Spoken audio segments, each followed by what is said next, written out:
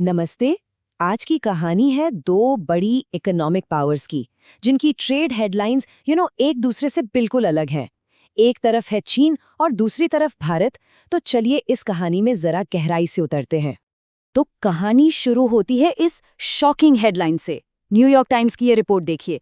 चीन ने ट्रेड की दुनिया में पहली बार 1 ट्रिलियन यूएस डॉलर का सरप्लस मतलब मुनाफा कमाया है। और ये कोई छोटी मोटी बात नहीं है, ये एक वर्ल्ड रिकॉर्ड है। और मजे की बात देखिए, ठीक उसी वक्त भारत के लिए खबर क्या आती है कि हमारा ट्रेड डेफिसिट यानी व्यापार घाटा एक नए रिकॉर्ड हाई पर पहुंच गया है। मतलब एक तरफ वर्ल्ड रिकॉर्ड प्रॉफिट और दूसरी तरफ रिकॉर्ड लॉस। यही तो वो पहेली है जिसे आज हम सॉल्व करने वाले हैं। तो ये 1 ट्रिलियन डॉलर आखिर होता कितना है, जरा अंदाजा लगाइए। इसको ऐसे समझते हैं, 1000 बिलियन डॉलर या फिर 1 लाख करोड़ अमेरिकी डॉलर। ये इतनी बड़ी रकम है कि आप सोचिए, भारत की जो टोटल जीडीपी है ना, उसका लगभग 1/3 हिस्सा चीन सिर्फ ट्रेड के प्रॉफिट से कमा रहा है। ठीक है, तो आगे बढ़ने से पहले फटाफट से कुछ बेसिक टर्म्स क्लियर कर लेते हैं। ये बिल्कुल सिंपल है। ट्रेड सरप्लस मतलब व्यापार अधिशेष। इसका सीधा मतलब है कि एक देश ने दुनिया को बेचा ज्यादा और खरीदा कम, बेसिकली प्रॉफिट हुआ। और ट्रेड डेफिसिट वो इसका ठीक उल्टा है। जब कोई देश बेचता कम है और खरीदता ज्यादा है तो उसे घाटा होता है। सिंपल। तो अब जब बेसिक्स क्लियर हैं तो असली सवाल पर आते हैं, चीन ने आखिर ये किया कैसे।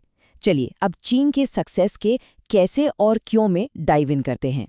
और पता है इस अचीवमेंट को और भी ज्यादा स्पेशल क्या बनाता है? ये उस साल में हुआ है जब पूरी दुनिया बड़ी बड़ी मुश्किलों से जूझ रही थी। तो सवाल यही है कि भाई चीन ने ये सब किया कैसे? जरा चैलेंजेस देखिए। अमेरिका में ट्रंप के हेवी टैरिफ्स लगे हुए थे, रशिया यूक्रेन वॉर की वजह से ग्लोबल इकोनॉमी में उथल-पुथल मची थी, यूरोप की इकोनॉमी स्लो डाउन हो रही थी और मिडिल ईस्ट में भी कॉन्फ्लिक्ट्स चल रहे थे।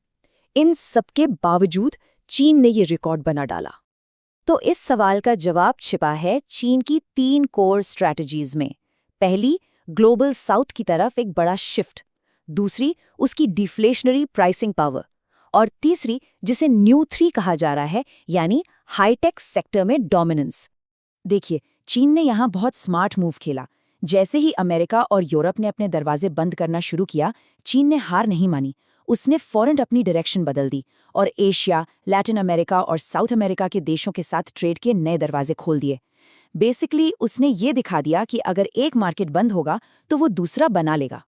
अब आते हैं चीन की दूसरी स्ट्रैटेजी पर, उसकी प्राइसिंग पावर।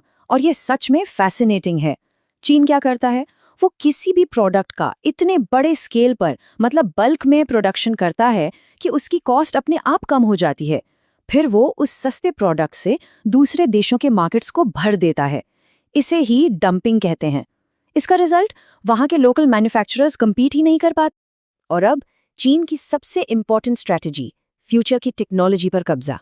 चीन ने टेक्नोलॉजी की दुनिया में 3 ऐसे सेक्टर्स को आइडेंटिफाई किया जिनकी डिमांड फ्यूचर में सबसे ज्यादा होने वाली है। ये 3 पिलर्स हैं, इलेक्ट्रिक व्हीकल्स यानी ईवीज, सोलर पैनल्स और लिथियम कोबाल्ट बैटरीज। और देखिए, चीन सिर्फ फिनिश्ड प्रोडक्ट नहीं बना रहा, वो इन इंडस्ट्रीज के लिए सबसे क्रिटिकल पार्ट्स यानी कंपोनेंट्स बना रहा है। चाहे वो ईवी की मोटर हो, सोलर पैनल का सिलिकॉन हो या बैटरी का लिथियम, चीन सप्लाई चेन के दिल में बैठा है। तो चीन की कहानी तो हमने समझ ली, लेकिन जैसा कहते हैं, हर सिक्के का एक दूसरा पहलू होता है। चलिए अब भारत के ट्रेड डेफिसिट के पीछे के रीजंस को समझते हैं। भारत के घाटे के पीछे मोटा-मोटी 3 वजह हैं। पहली, ग्लोबल स्लोडाउन की वजह से भारत के मेन एक्सपोर्ट्स जैसे कि जेम्स और टेक्सटाइल्स, इनकी डिमांड कम हो गई। दूसरी, इंपोर्ट्स पर हमारी स्ट्रक्चरल डिपेंडेंसी। और तीसरी, एनर्जी और गोल्ड का बहुत बड़ा इंपोर्ट बिल। अब ये स्ट्रक्चरल डिपेंडेंसी क्या चीज है? इसे एक बिल्डिंग की तरह सोचिए। कोई भी बिल्डिंग दीवारों पर नहीं, पिलर्स पर खड़ी होती है। बिल्कुल वैसे ही भारत के कई कोर इंडस्ट्रीज जैसे ऑटोमोबाइल्स, सोलर, इलेक्ट्रॉनिक्स और फार्मा इंपोर्टेड रॉ मटेरियल्स और कंपोनेंट्स के पिलर्स पर टिके हैं। और गेस व्हाट, इनमें से ज्यादातर इंपोर्ट चीन से होता है। तो भारत का जो इंपोर्ट बिल है उसमें 3 चीजें सबसे ज्यादा पैसा खींचती हैं। पहला, पेट्रोलियम, जिसका 80% से ज्यादा हिस्सा हमें बाहर से मंगाना पड़ता है। दूसरा, गोल्ड, जो हम हर साल लगभग 800 टन इंपोर्ट करते हैं। और तीसरा वही क्रिटिकल कंपोनेंट्स जो हमारी इंडस्ट्रीज को चलाने के लिए फ्यूल का काम करते हैं। तो अब तक की कहानी सुनकर ऐसा लग सकता है कि भाई चीन तो हर रेस में आगे है, लेकिन पूरी पिक्चर समझने के लिए हमें थोड़ा और डीप जाना होगा और फ्यूचर पॉसिबिलिटीज पर भी नजर डालनी होगी। यहाँ एक बहुत इंटरेस्टिंग कॉन्ट्रास्ट है। जहाँ एक तरफ चीन का ट्रेड सरप्लस रिकॉर्ड तोड़ रहा है, वहीं दूसरी तरफ IMF और वर्ल्ड इकोनॉमिक फोरम का प्रोजेक्शन है कि भारत की GDP ग्रोथ रेट चीन से लगभग डबल यानी 7% रहेगी। ऐसा क्यों?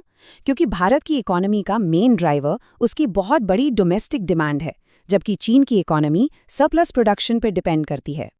लेकिन हाँ, एक एरिया है जहां चीन बहुत बहुत आगे है, और वो है फॉरेन एक्सचेंज रिजर्व्स यानी फॉरेक्स रिजर्व्स।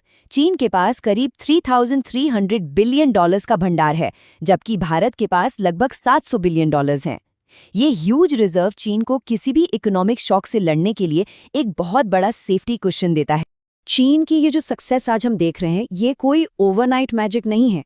ये दशकों के स्ट्रेटेजिक इन्वेस्टमेंट का नतीजा है। सोचिए, 1980s में ही उसने रेयर अर्थ एलिमेंट्स पर रिसर्च शुरू कर दी थी। फिर 2000s में उसने अपनी पूरी इकोनॉमी को सर्विस सेक्टर से मैन्युफैक्चरिंग पावर हाउस में बदला, और फिर 2010s में पूरी दुनिया में इंफ्रास्ट्रक्चर का जाल बिछा दिया। तो इस पूरी कहानी से, इस पूरे एनालिसिस से हम क्या टेक अवे ले सकते हैं? ये हमें एक बहुत ही इंपॉर्टेंट सवाल पर लाकर खड़ा कर देता है, स्पेशली भारत के फ्यूचर के कंटेक्स्ट में।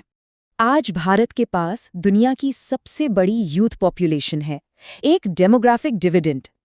लेकिन 20 साल बाद जब यही आबादी बूढ़ी होने लगेगी, तो क्या सिर्फ एक सर्विस सेक्टर पर टिकी इकोनॉमी देश को सस्टेन कर पाएगी?